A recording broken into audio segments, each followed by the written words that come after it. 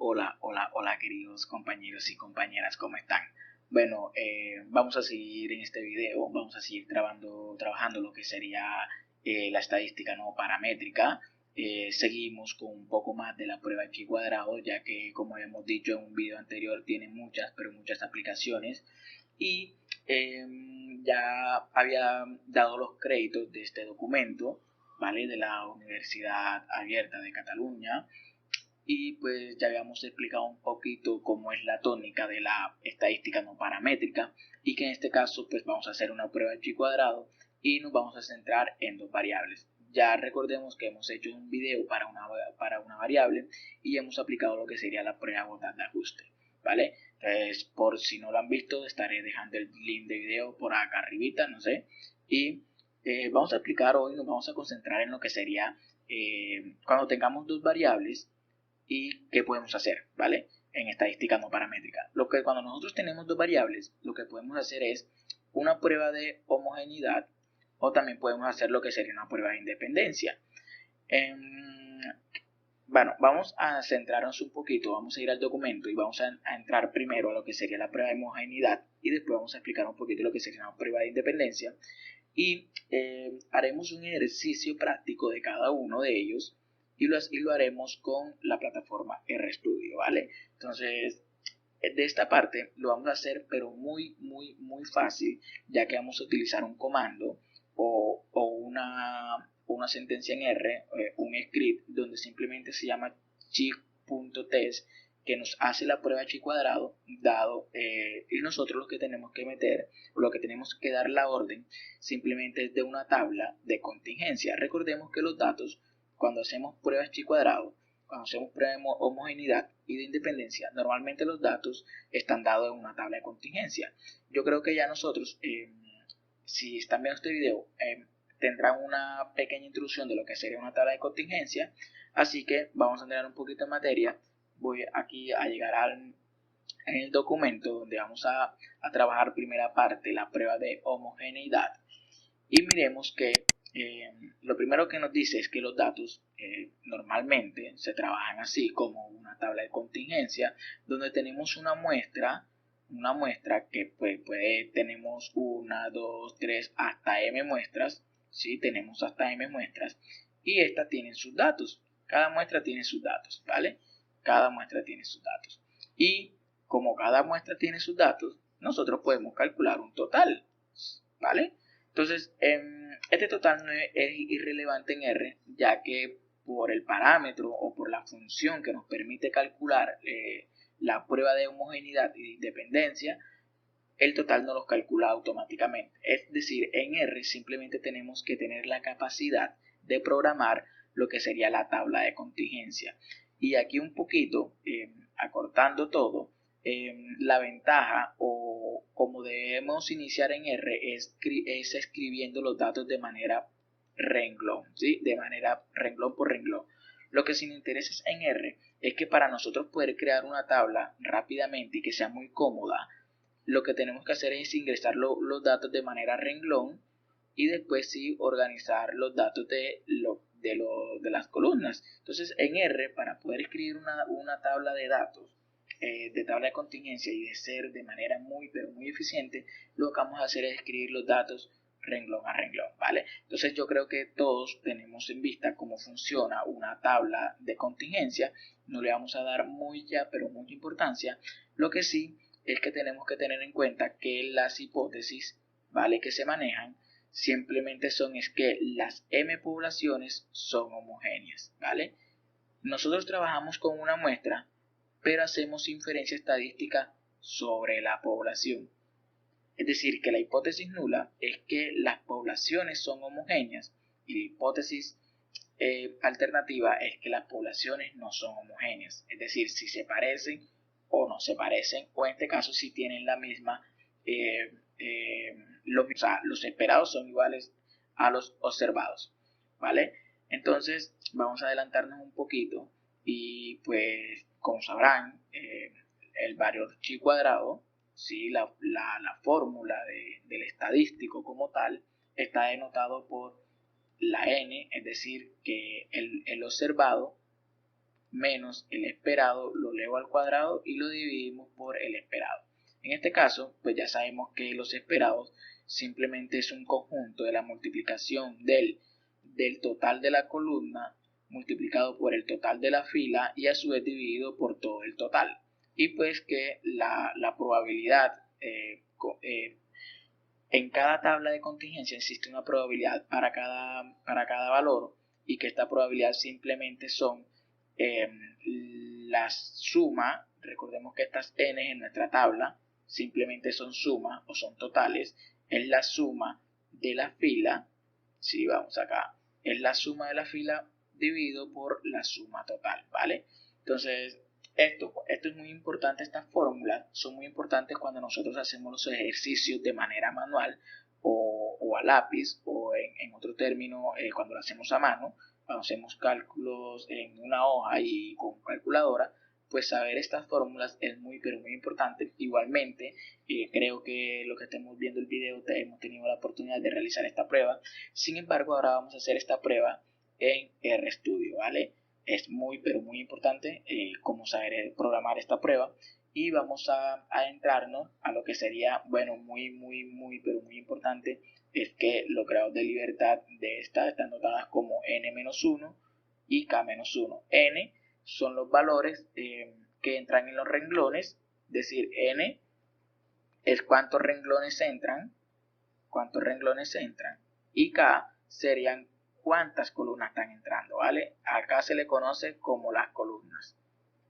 En este archivo está explicado de esta forma.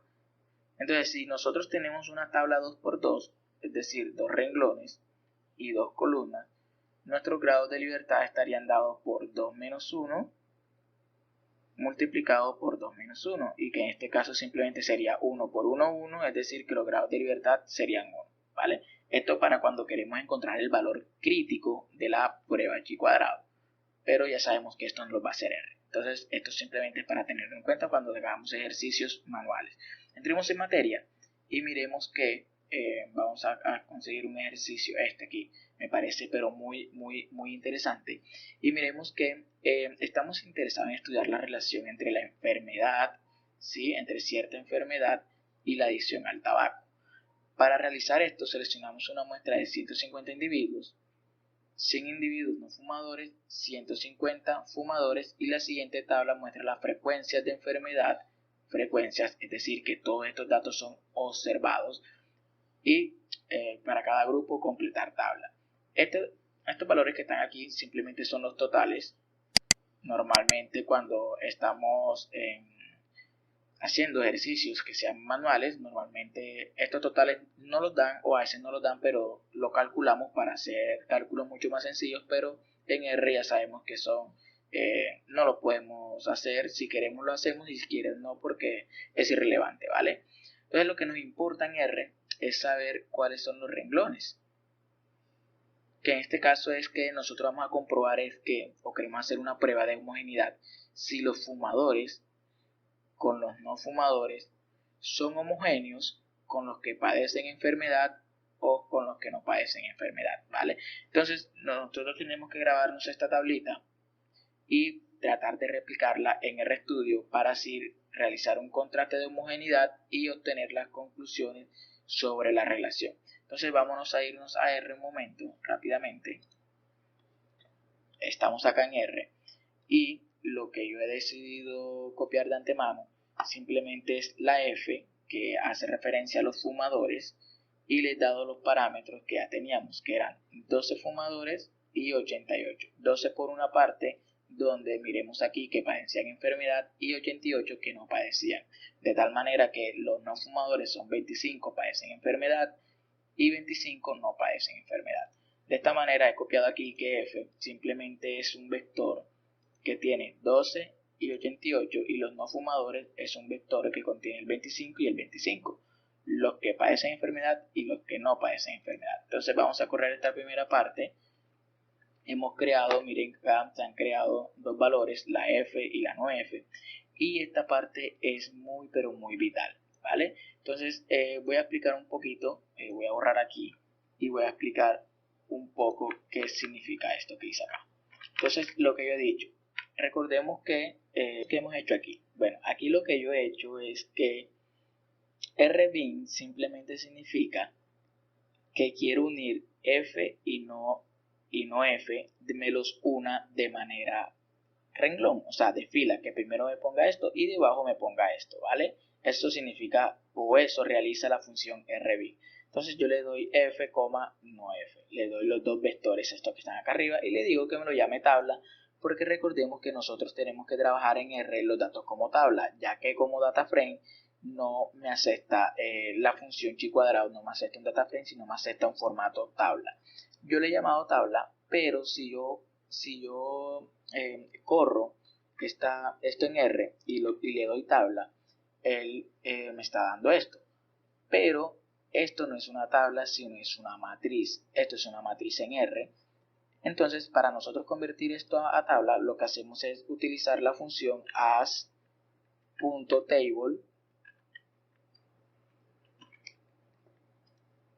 y de esta forma obtendríamos o convertiríamos esta matriz que tenemos en una tabla. Por lo tanto, ahora le voy a dar correr nuevamente y le voy a dar que me corra nuevamente tabla. De esta manera vemos cómo ya no es una matriz, sino es una tabla donde está f, los fumadores, los no fumadores y los parámetros a y b.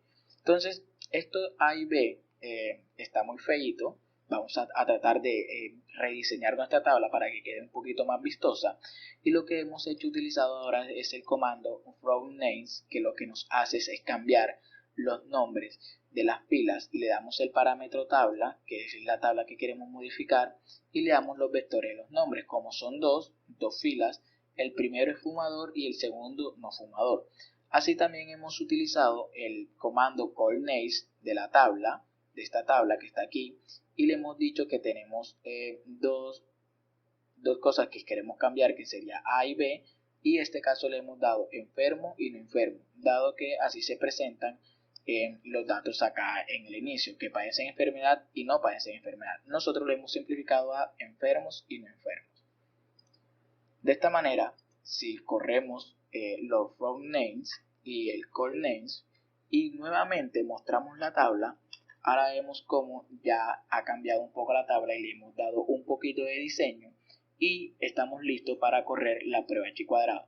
Miren que la prueba de chi cuadrado, para homogeneidad e independencia, para cualquiera de las dos pruebas que tú quieras hacer, después que ya tengas formadas tu tabla de contingencia, lo único que debes hacer es correr el comando chiq.test, le das la tabla que has creado y tiene muchos parámetros la prueba. Uno de ellos es el correct, que traduce a hacer una corrección de Jace, porque si no ponemos falsos, cuando estamos trabajando en pruebas chi cuadrado, normalmente se aconseja hacer una corrección de Jace, y el programa RStudio, si no le quitamos esta opción, pues el programa hará esta corrección, ¿vale?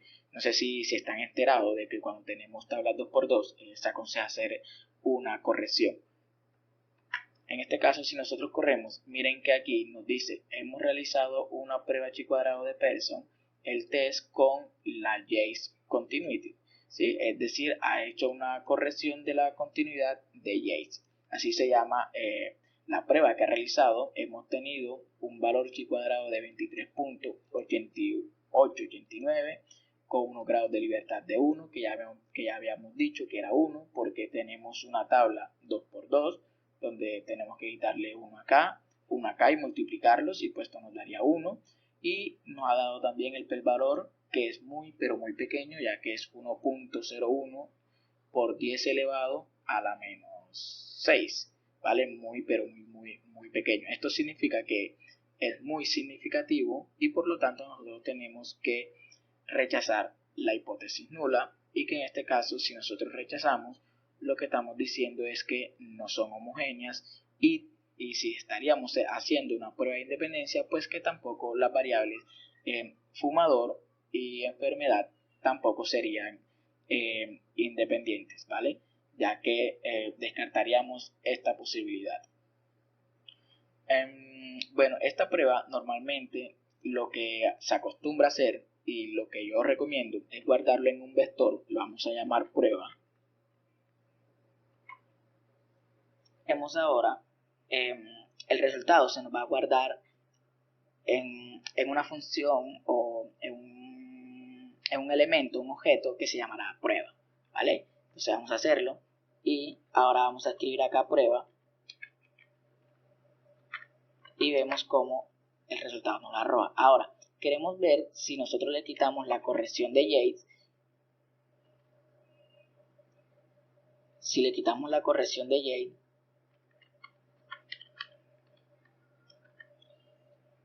le damos en falso, ¿qué obtendríamos? Miren que el valor chi cuadrado cambia un poco, de 23 cambia a 25 y además el p-valor también cambia un poco. Es muy recomendable hacer esto de guardarlo en un objeto, ya que a través del objeto nosotros podemos ingresar, como cuando hacíamos un data frames y hundimos el signo de pesitos o de dinero, podemos encontrar que podemos acceder a lo que sería el estadístico, el parámetro, el p-valor, el método utilizados, al data frame generado, a los valores observados, que simplemente son la tabla que nosotros creamos acá arriba, que son estos valores, pero además miren que podemos ingresar o nos puede mostrar los valores esperados, ¿sí? Aquí podemos ver cómo los valores esperados le voy a correr y miren que los valores esperados serían 24.66667, 77.33, 12.33 y estos valores se calculan a partir de las multiplicaciones de los totales, que eran como se hacen de forma manual acá, donde utilizan estos totales, por lo cual es muy vital hacer esto de forma manual. Aquí también serían totales, ¿sí? Es muy, pero muy importante hacerlo de forma manual, pero en RStudio no tiene mucha significancia hacerlo, porque lo calcula inmediatamente, ¿vale? Vemos que aquí la prueba la realiza en Tab, lo realizan en Minipad, nosotros lo hemos realizado en RStudio. Veamos los resultados, a ver qué tal. Miren que el chi cuadrado le da 25.903, veámonos a nosotros, 25.903, un grado de libertad y un p-valor de 3.5 elevado a la menos 7. Vemos que aquí el p-valor es 0. Bueno, pues acá también este número es muy, pero muy pequeño, lo cual podríamos acercar a 0 también. Y acá tenemos los valores esperados. Vamos a ver los valores esperados aquí, ¿dónde estarían? Bueno, para el 12 sería 24.67. Para el 12 también aquí sería 24.67, para acá sería 75.73, aquí está. Entonces vemos que los resultados concuerdan totalmente y les quiero regalar, cuando nosotros hacemos una prueba chi cuadrado, cuando tenemos datos en forma de tabla de contingencia, un gráfico muy, muy, muy bello y que es muy intuitivo, muy fácil, es hacer un mosaico en R.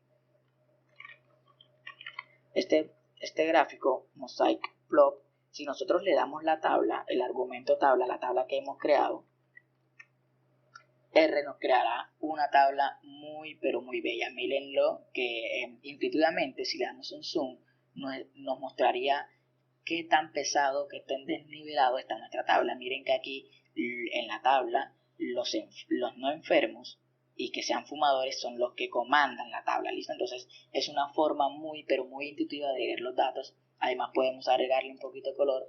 Esta es muy importante si nosotros queremos el color acepta un vector de 2 porque lo que hace el color es colorearnos las columnas, ¿listo? Entonces vamos a darle un vector color de...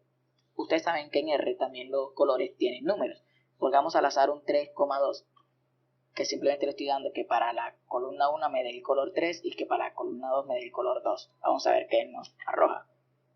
Miren, muy, pero muy bonito esto. Muy bonito, muy intuitivo, es un gráfico muy bello para dar cuando tengamos una tabla de datos, presentarlos de esta forma sería muy, pero muy intuitivo y sorprendente. Así que con este video hemos terminado por hoy. Espero que hayamos aprendido un poco de la prueba de homogeneidad y de independencia y cómo crearla en RStudio. Y espero que sigan mi canal, que dejen sus comentarios y sus apoyos, que estaremos subiendo mucho, pero mucho más videos. Muchas gracias.